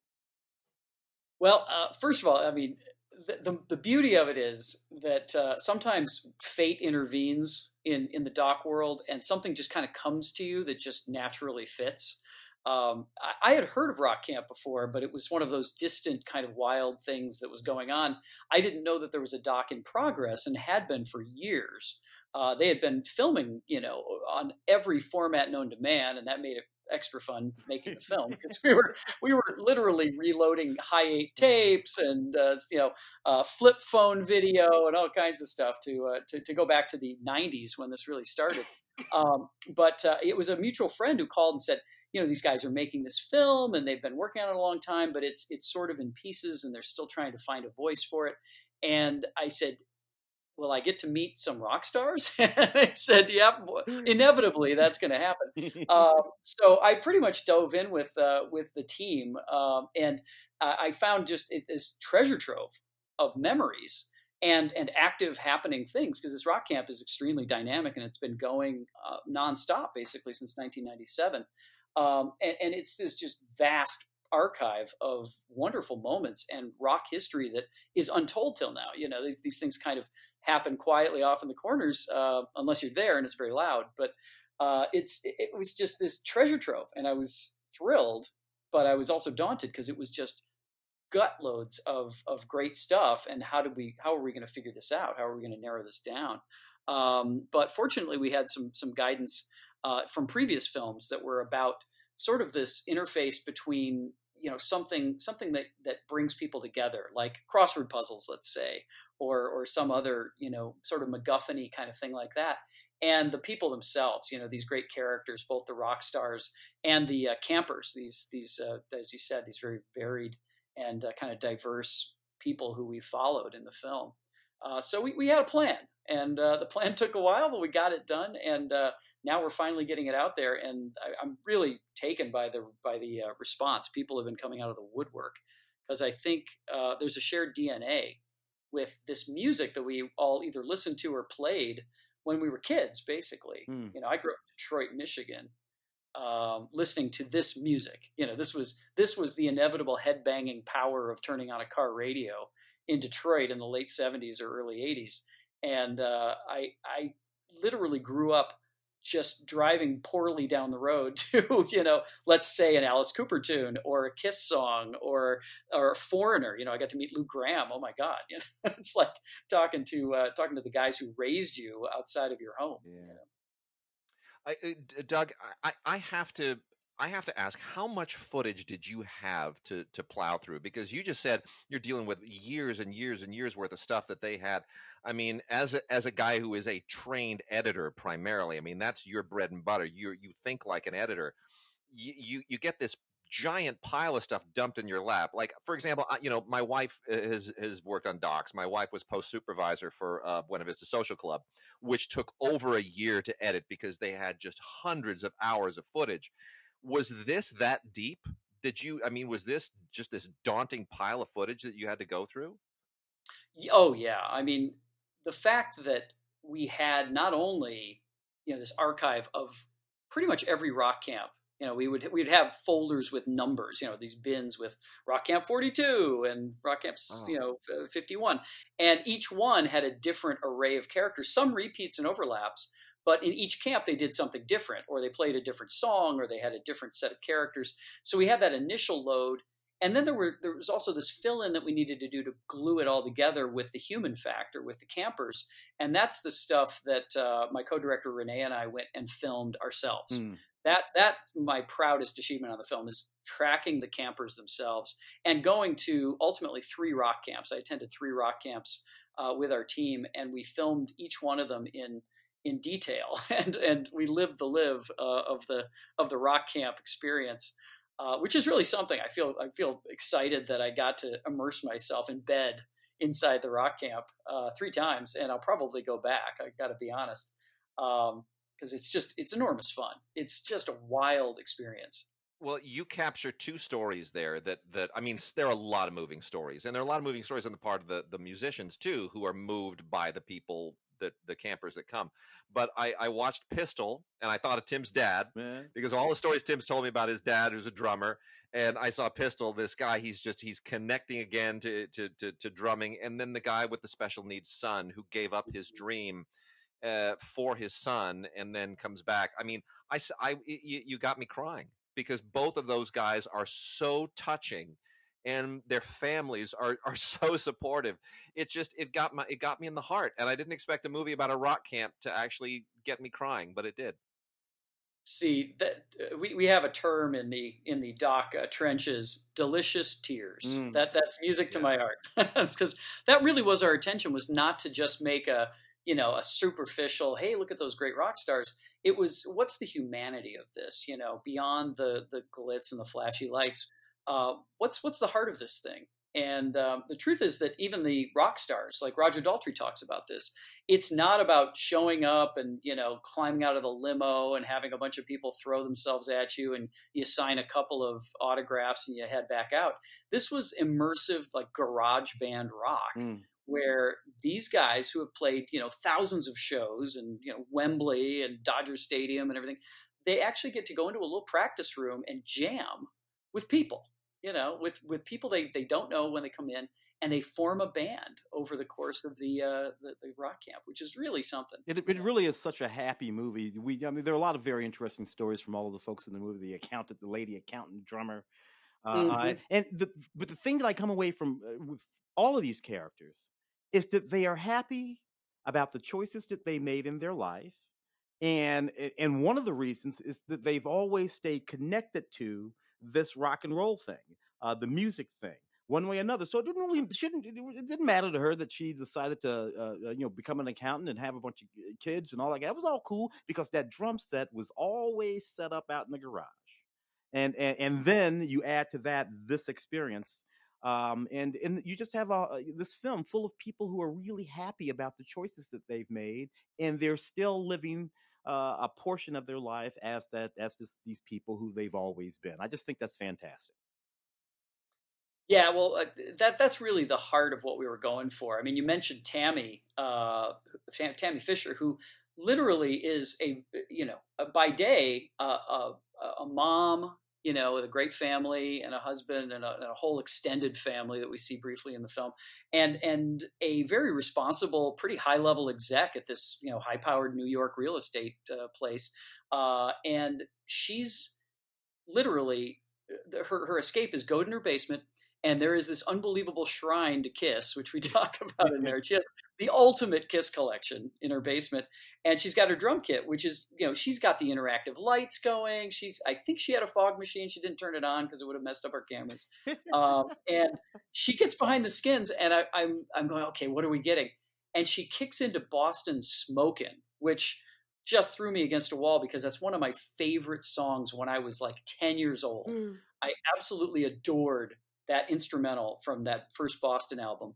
And she crushed it. I mean, when we sunk it up to the real song, which thank God we got the rights to it, for the film, she did not miss a beat. I mean, she hit every note exactly right on those drums, and every notation is exactly the same as the recorded version, and we didn't even have to change the sync of the song. It's just unbelievable. So that was when I knew I was in the presence of greatness, when I was seeing things like that. Doug, let me ask you, when you're shooting those things, to what degree are you already putting the movie together in your head? Because I've talked to some doc filmmakers who say, well, I'm already putting the movie together when I'm shooting it. I've talked to others who say, no, I don't want to get ahead of my skis. I want to get the good stuff and then let the movie talk to me afterwards. And I assume sometimes it depends on the movie. How did that process work for you with this one? Well, this was a really interesting hybrid this time because there was an existing framework of pre-existing interviews with rock stars, and we had David Fishoff's history. That was kind of early. We sort of concocted what his arc would be through the film, and from his early days as a literally working the Catskills, and then being the son of a cantor, all the way to becoming this impresario of these rock camps. And but that was pre-existing, and we had a lot of the archival, obviously. But we wanted to make sure we had these human characters, so we followed kind of the most interesting campers that we saw at the first rock camp we attended. We said we like her. He's really interesting. He's got a great story, and wow, the family here is fascinating. So we did what a lot of doc crews do: is we just go track stories with the hope that they would pay out. And we tracked more than we used in the film, and we probably followed about 7 or 8 people in detail. And then we ended up using 4 really primary camper stories with some cameos from some of the other ones that we filmed. And there are a couple other great stories that we just couldn't put in the film for time's sake. But in this case, we went out looking for these separate, it was almost like mini films. We went out with the idea to create the life story of each of these people as their home person and as their rock camp persona, and watch that transformation. And we found some great stuff. I mean, just hanging out with Scott Keller and his son Jackson, who you brought up earlier. And Jackson was born with this sort of profound, challenges when he was born, with natal brain damage, and they literally brought him back from this kid will never talk or even open his eyes, all the way to this kid is playing rock and roll and smiling and talking and communicating and is like a productive kid now. It's just, those are great stories. You can't write that stuff. And we were just made better by hanging out and finding these stories. They really made the film just a different experience. Yeah, with Doug, with Dave Fishoff, sort of at the center of it all. The sort of founder, I guess, creator of all of this. Talk a little bit about him, if you would. And he just seemed like such a jovial and wonderful guy, a wannabe musician who didn't quite make it there, but became the sort of person who could put elements together and created all of these just amazing acts, bands, and artists. A little bit about David, if you would. Yeah, David is such a fascinating character because I always think of him as he was teleported in from another wilder time. He really is from that era of characters. The Shep Gordons and the wild rock and roll era of you can't believe that story really happened, and yet he's an absolutely devout Orthodox Jew, and then he disappears on a Friday night and doesn't come back till Saturday evening. That's the combination of that and headbanging rock and roll is just too delicious to pass up. So we kind of made an extra effort to add that and add his very proud Jewishness to the film as well. I mean, we start with him riding the streets of the Fairfax district on his moped to the heavy metal strains of Hava Nagila. I mean, that was something we brought together. He loved it. He had so much fun doing that with us, and it's very true to his character. I mean, he's sort of that P.T. Barnum mixed with the great rock promoter, a little Bill Graham in there, maybe. That there's this wild combination of things from his very strange and unique process of getting where he did through sports promotion and then finally rock promotion, going out in the road with the Monkees and Ringo Starr, and living that life, and yet still coming home to be keeping kosher and everything. And then finally rock camp, which was really his genius stroke. It said, how do we bring this experience that I'm seeing on the road? How do we bring it to the people? How do we let people share this? And he did it all by himself. It was this wild idea that he came up with, and somehow made grow. And now we're on 70 rock camps. Well, he even says at one point in the film that he mortgaged his house to do this, which shows a level of commitment that you don't see today. I mean, that's a big deal to say I believe in this idea so much that I'm going to put skin in the game. People don't put skin in the game anymore. Yeah, David is all in. I mean, he would literally to the last penny he would have fought for this vision, and fortunately, he had some really good friends, come in and give him good advice and sort of set up a business plan and get it all figured out how he could make this solvent and yet also get as many people to experience it from all different walks of life. Make it manageable. Um, and it took off, and it's been going for so many years now with a lot of people coming back too. That's when it's working. Is people love this community so much that you get repeat campers coming back, 2, 3, 5, 10 times with different artists to work with. And Tammy's a great example. She had been before as a drummer, which is no problem for her. She's great, but she was going to challenge herself in this film to sing, which is much more vulnerable. And it's something where she actually was allowed to try something and potentially fail, and it was great to watch her go through it. Well, you even have a couple in the film who I think they take every vacation they go to rock camp. Yeah, that's right. Yeah. And the look on the wife's face, it's like, yeah, we basically go here.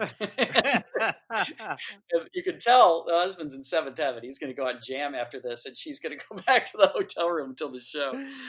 It was those moments are just too true. One of the things that was particularly impressed me about this movie is seeing these rock stars. Like, I mean, rock stars, Alice Cooper, Daltrey, big rock stars who actually were working in the camp, working Nancy Wilson, working with all of these folks, and how they were so utterly and completely approachable, how they were not prima donnas.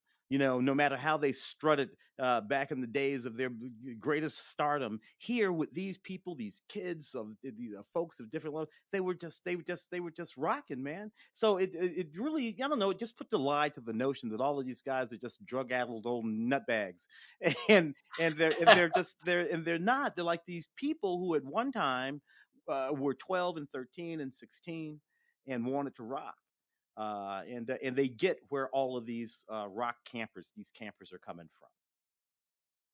Yeah, I think one of my favorites along that line was Paul Stanley.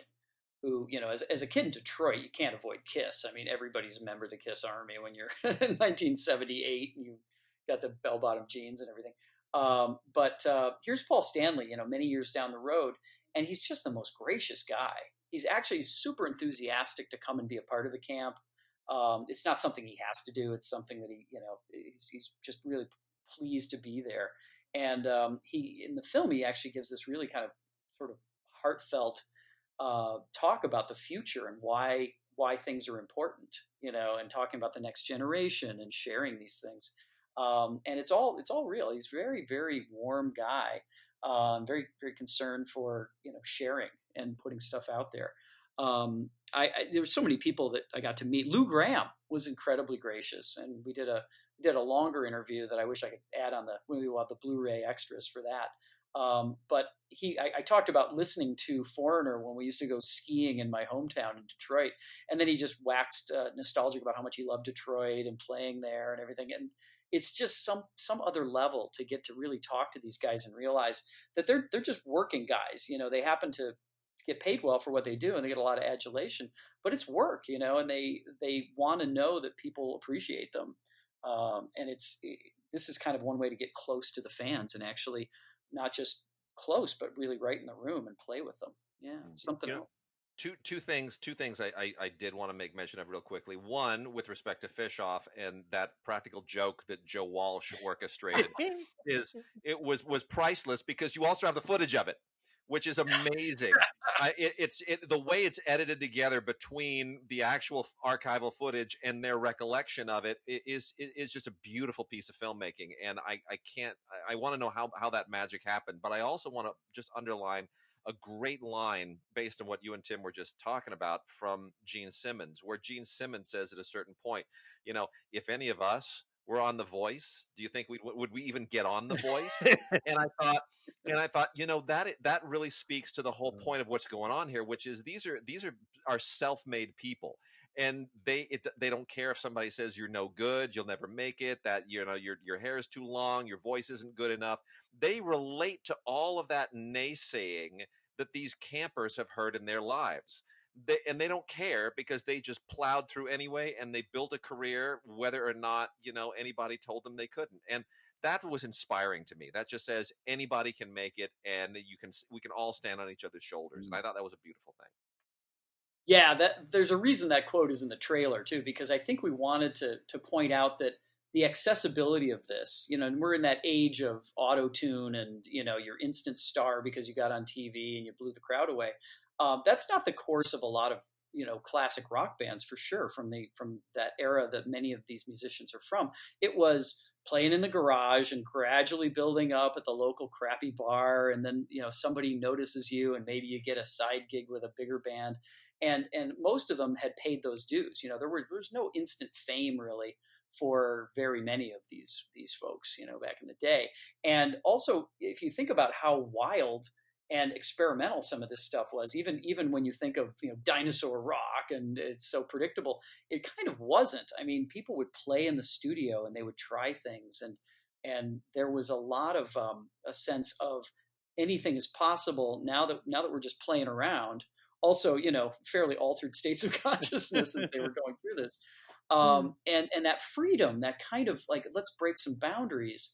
You still see that with a lot of great artists today, but it doesn't feel as raw as it did, and I always hate to be the one to say my day, but I think it's true. I think there's this organic nature to that music and the way it was produced and the way that real instruments were so important, and whether you were good at them or you were really experimental with them, you did wacky things with them.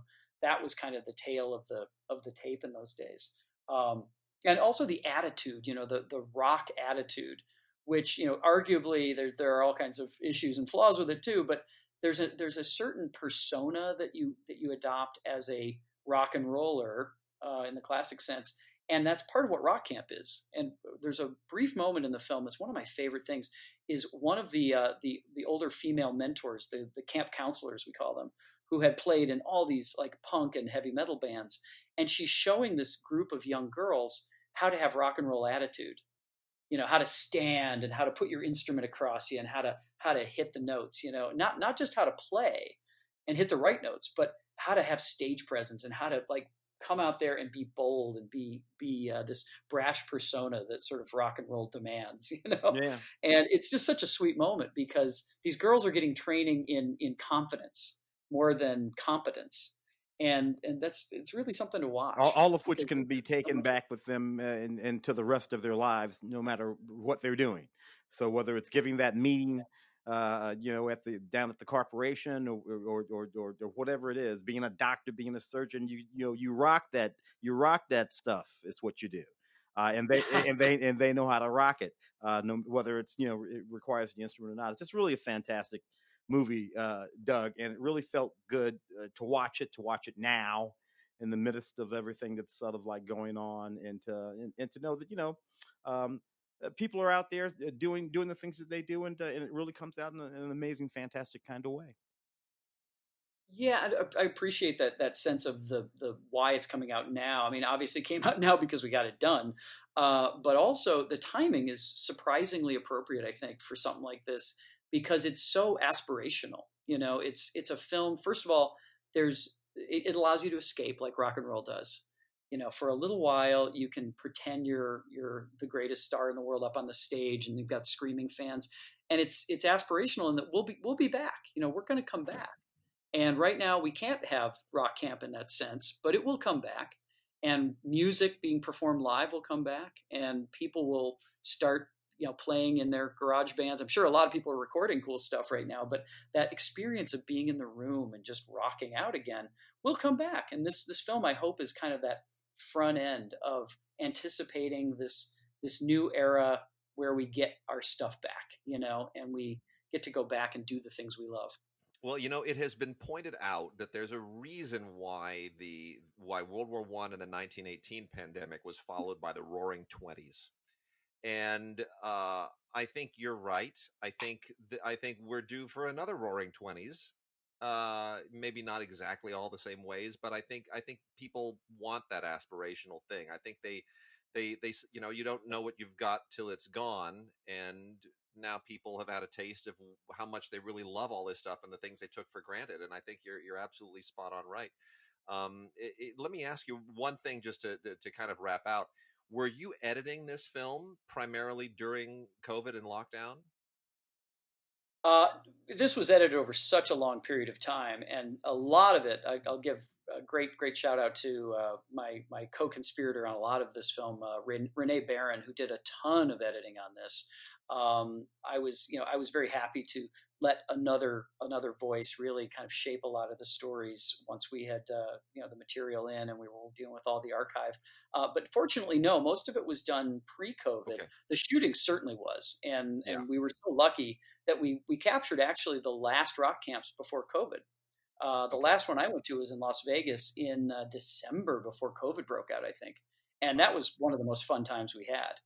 If I had known that I was about to lose this experience for a year and a half, I would have probably savored it even more. But it was kind of this valedictory end to the process of just enjoying the process, seeing the people having fun at the camp, and now I really treasure those memories because we had a great time shooting it. Um, Well, I would love. I mean, I'm not going to urge you to do this, but I will express the sentiment that I would love for you to do the kind of 7 Up thing and revisit this at some point in the future and sort of see where some of these people have gone. I'd love to know that because I'm kind of in love with these people now, Yeah. both the rockers and the campers. Funny you bring that up because, and I just want to put a shout out as well to Michael Apted. I had the great honor of working with him on a late project of his, unrelated to the Up projects, but he was an amazing Yeah. guy with great stories and a true believer in documentary veritas. In the process of being patient and finding the story. So I really miss Michael. I saw him at a bunch of events and we became friends.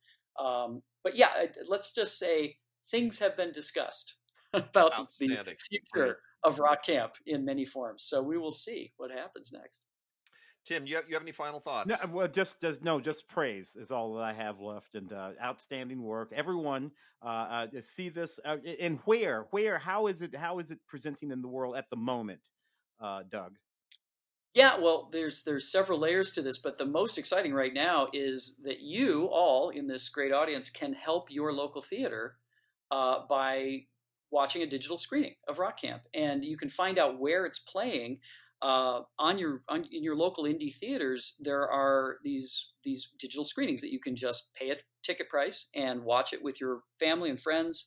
I think you get a window of time to watch it when you do that, and the money goes not only to help Rock Camp, but also to help your local theater, which we're obviously all very much concerned about the future of indie cinema, especially, and those great marquees you see in downtowns. And that makes me happy that we're supporting those kind of theaters all over the country.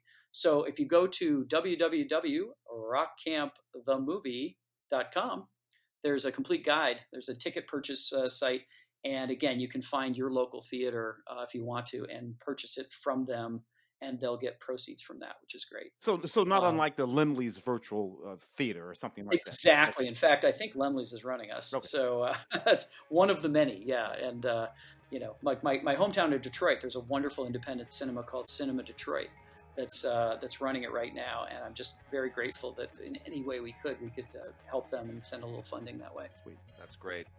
And so that is, again, www.rockcampthemovie.com. Is that correct? Yep, and the trailer's there and a lot of other information. Great. And I'm going to make sure that is linked to our mention of the film and this interview in the meta text for the podcast. And the people will be able to just click that link and go right there and find a way to see the film. Doug, thank you so much. This has been such a privilege. Wish you all the best with this and future endeavors. Really looking forward to what you do next. Is there anything that you want to plug in particular that's coming down the pike?